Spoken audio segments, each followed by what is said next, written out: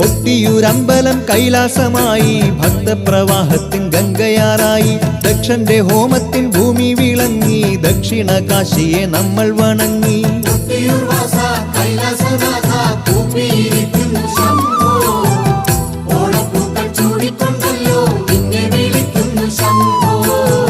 സൃഷ്ടിസ്ഥിതി സംഹാരം ചെയ്യുന്ന മൂർത്തിയല്ലോ, സത്യശിവ സൗന്ദര്യമേകും കൊട്ടിയൂർ നാഥനല്ലോ. സൃഷ്ടിസ്ഥിതി സംഹാരം ചെയ്യുന്ന മൂർത്തിയല്ലോ,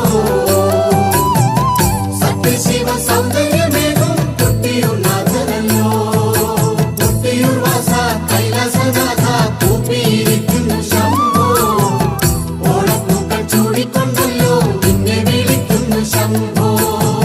ദക്ഷനാകാലത്തൊരിക്കൽ ദുർഗാദേവിയെ പുത്രിയാക്കിടാൻ ബ്രഹ്മാവിൻ കാരുണ്യത്താൽ